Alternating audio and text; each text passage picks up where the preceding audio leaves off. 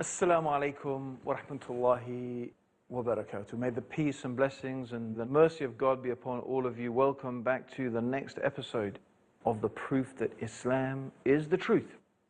And today we're going to be talking about the scientific miracles of the Quran, those statements in the Quran and the sayings of the Prophet Muhammad, the hadith of the Prophet sallallahu alaihi wasallam, may God's peace and blessings be upon him, that are truly remarkable, that beg the question, how could such information be in a book 1,400 years old? You see, scientific knowledge depends upon the gradual advancement of information. We can only know a certain thing in scientific terms when something has been studied and observed and examined. And of course, the ability to study and observe and examine something depends largely upon what is available to us in order to be able to do that. So for example, how much can we know about the stars and cosmology if we don't have access to powerful telescopes and different ways of interpreting and gathering and then interpreting data from the universe around us? How, for example, can we know about the Earth's crust, the formation of the Earth, without sophisticated instruments able to measure it? How could we know, for example, about the details of human embryonic development without the sophisticated processes available to us today in order to be able to acquire that information? This is something concerning how scientific knowledge comes to us. What if we were to come across a book, an ancient book, 1,400 years old, and this book was going to give us information? It was going to reveal facts that we have only discovered recently through our hard-earned scientific method of investigation.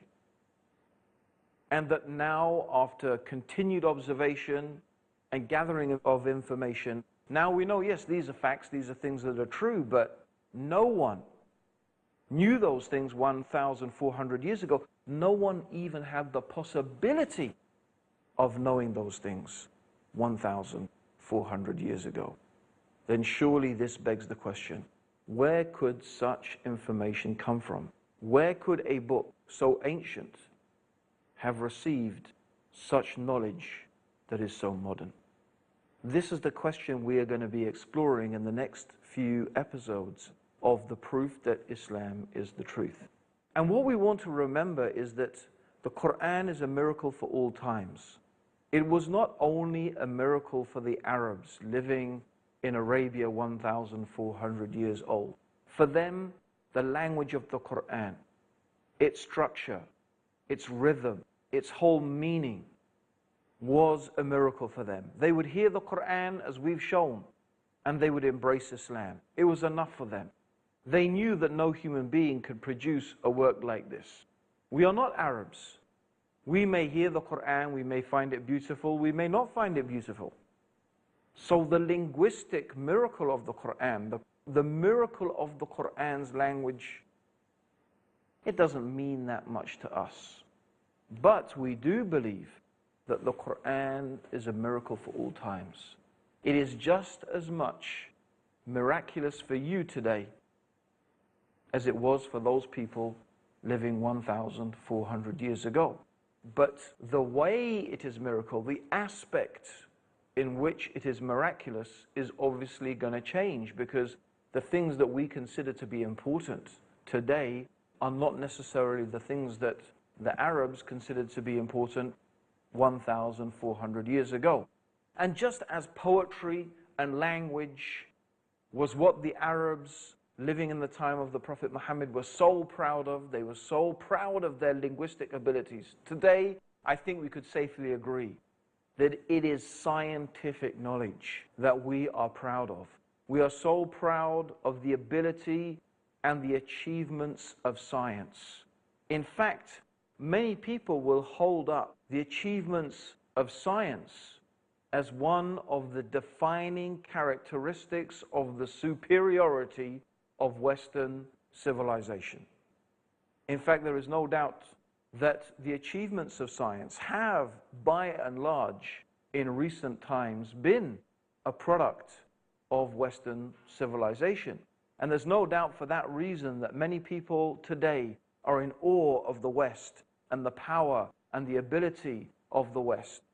We study in universities based upon the patterns of Western institutions. English is the lingua franca, the international language that is spoken all over the world and in which many different studies are performed. And all this is really connected with science and the advancement in science and technology. So the Quran is a miracle to the scientist. The Quran is a miracle to the people of the 20th and the 21st century, just as it was a miracle to those people living in the desert 1,400 years ago. Now, what we plan to do over the next few episodes is to introduce to you some of the statements and explain some of the statements in the Quran that are of a scientific nature and that have proven to be in accordance with modern scientific knowledge. Now, before we go into it, I do want to mention a very important matter. And that matter is that the Quran is not a scientific textbook. The Quran is a book of guidance. In the Quran, Allah says, Alif Lam Mim, ذَلِكَ الْكِتَابُ لَا رَيْبَ فِيهِ هُدًى لِلْمُتَّقِينَ. Alif Lam Mim. This is the book without doubt. In it is guidance for the pious people. So the Quran is fundamentally, essentially, before anything else, it is a book of guidance.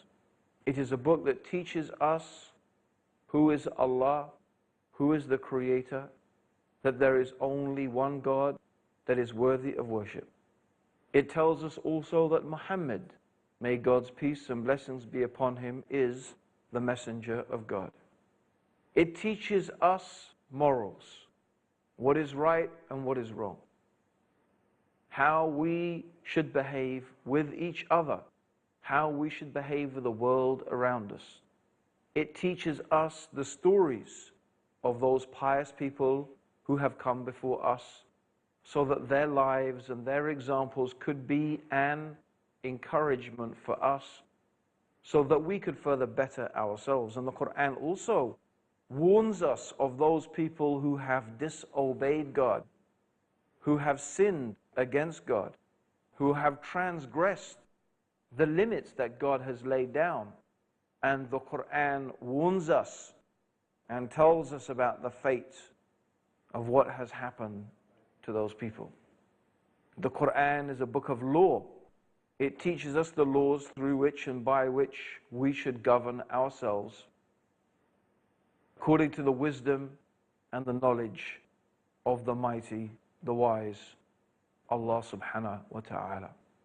So, the Quran is not a book of science, but without doubt, we believe, we know that it is from Allah, the Creator of the heavens and the earth. And therefore, it is not unreasonable to expect that the information that is contained in the Quran should reflect the perfect and absolute wisdom and knowledge that is from God. We should expect, of course, that a book that is from God to be consistent with the reality of the universe around us. Since God is the creator of the universe, and God is the creator of all things, and God is the one who knows everything, surely a book that is from God should be consistent with what we can observe to be facts. Now, importantly, we are talking here about facts. And so what I have tried to confine myself to are those aspects that are very clear and that are very obvious and that are not ambiguous. We're not talking here about so much scientific theory, although of course in a philosophical sense, every statement in science is a theory. everything is a theory. It's only, in the eyes of scientists, a theory that is very, very strongly proven with very, very strong evidence, as opposed to a theory that may have very little evidence or perhaps even no evidence at all. And so scientists put their faith, as you could say, they put their faith in those theories which simply offer the best explanation and have the strongest degree of evidence. However, we have really only tried to select those statements from the Quran that are supported by the strongest degree of scientific evidence. And again, we only say this because the Quran is not a scientific textbook. It's not a book of science. It's a book of guidance. But we should expect that it does not contradict the reality of the world around us. So I have chosen some of those statements in the Quran that have also amazed and fascinated me personally. And I remember that when I first read the Quran for myself, one of the things that astounded me about the Quran was that it lacked the fables and the fairy tales and the type of fantastic statements that you would expect from a book that was revealed 1,400 years ago. In fact, what I discovered is that its statements were truly amazing. We will be talking about some of those things after the break. Don't go away. Stay there for the proof that Islam is the truth. Welcome back to the proof that Islam is the truth. I'm Green, and I'm going to be talking today about some of the amazing statements in the Quran concerning the natural world. Some of the amazing findings that we find in the Quran that agree with present scientific observations. Amongst one of the most remarkable of them are without doubt the statements in the Quran dealing with the development of the human fetus. Now it's interesting as a comparison to see what was the state of knowledge at the time of the Prophet Muhammad, may God's peace and blessings be upon him. Because you would expect a work that has been made by human beings to reflect the ideas and the concepts that were prevalent at the time. If Muhammad, may God's peace and blessings be upon him, had invented the Quran, had authored the Quran himself, most certainly he would have picked up the ideas that were normal amongst the Arabs and the Greeks and the Romans and the Egyptians, and so on and so forth. So one of the prevalent theories was, of course, the Aristotelian theory, and Aristotle was one of the first people to really begin to make scientific investigations and theories as to the origin of human life. When I say one of the first people, certainly in the Western world, he was one of the first people. And also he's one of the people whose statements have been recorded and preserved for posterity. There may, of course, have been others. But his theory was very, very common. And his idea was that the male sperm acted as rennet in cheese to congeal the female menstrual blood. And from the congealing of the female menstrual blood, the human embryo was formed. Now, he based this upon his observation that when women became pregnant, their monthly periods ceased. And so he theorized that therefore something must happen to that monthly period, and what happened to it was that it congealed in order to form a human life. Now, of course, we realize at this time that such a theory is completely false.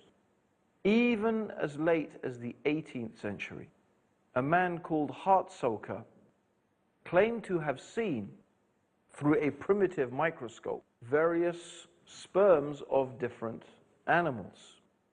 And so looking through this primitive microscope, he claimed that he could see inside the actual sperm a preformed human being, a little child crouched up.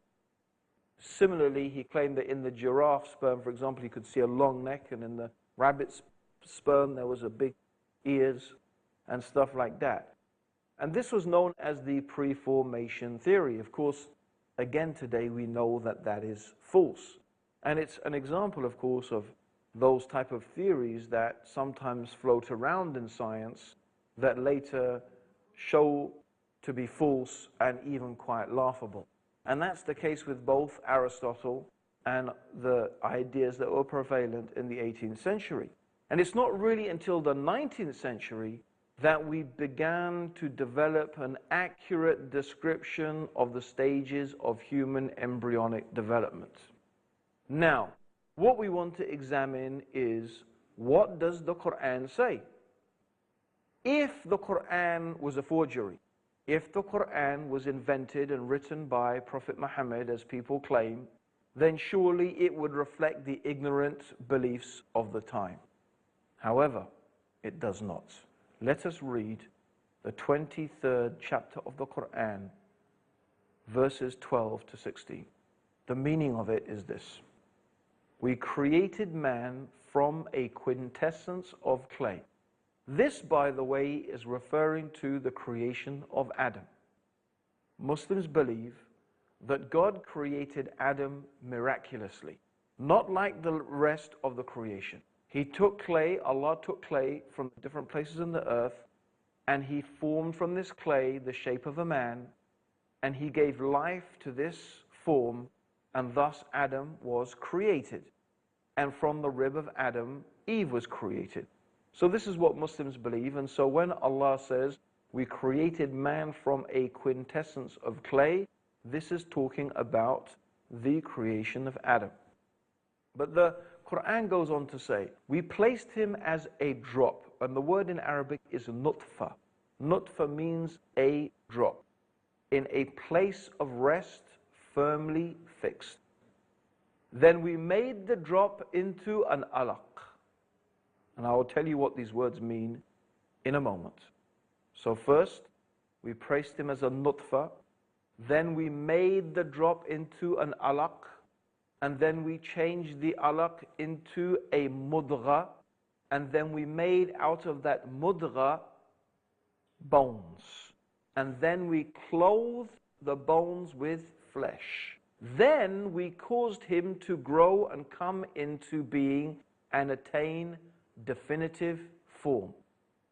So Allah is mentioning the stages: nutfa, alaq, mudgha, laham. Okay, so these are the stages. And then we begin to look like human beings. And Allah goes on to say, blessed be Allah, the perfect creator. After that, you will die. Again, on the day of judgment, you will be raised up. It's very important, my dear listeners, that Allah, at the same time as He is mentioning these amazing and astounding facts that science has only discovered recently, immediately afterwards Allah is reminding us that you will die and you will be raised up on the day of judgment. Just as Allah created you in stages, from a thing that clings, from an alaq and a mudgha, and from laham, from all of these things, Allah most certainly will create you again on the day of judgment. Now the Prophet ﷺ, nutfa means a small drop that is emitted. And the Prophet ﷺ referred to this nutfa as both belonging to the male and the female. In fact, he mentioned that these nutfa are mixed in the creation. This is what he mentioned in an authentic hadith. The nutfa, the drop from the man, which is the semen, and from the woman, which is of course the ovum, their nutfa, the small drops, they are mixed. So this is very important because the Prophet is mentioning that the human being comes from both the man and from the woman. This already goes against the theories that were prevalent at the time. Secondly, the word alaq in Arabic, what does it mean? It has three meanings: a thing that clings, a blood clot, and a leech-like object. In fact, all of these things accurately describe the first stage of human embryonic development. after the fertilization of the egg, our blastocyst develops, which has on its exterior villocytes which literally cling to the wall of the uterus. So it's rather like Velcro. They cling to the inside of the uterus in the womb. This is what happens to this alaq, a thing that clings. And then it goes on to resemble exactly a leech-like object. The similarity is absolutely remarkable, not only in appearance, but also in behavior, because a leech also takes blood from its host. Similarly, the alaq stage also takes nutrition and blood from inside the mother. So it goes on, and it also resembles at a later stage after that a blood clot. So this is the first thing. The word alaq describes exactly the first state of human embryonic development. This is not something that could have been known 1,400 years ago. It is impossible, because this stage of human embryonic development is something that only can be observed with powerful microscopes. Yet, description is accurately mentioned in the Quran 1,400 years ago. So it mentions then from the alaq stage, it becomes a mudgha. A mudgha means like a chewed piece of flesh. And this is exactly what it likes. The Prophet Muhammad sallallahu alaihi wasallam, the Quran also said, partly formed and unformed. So it has bits that are slightly formed, bits that are not. And if again you look at this stage, it looks exactly like a piece of meat that has been chewed.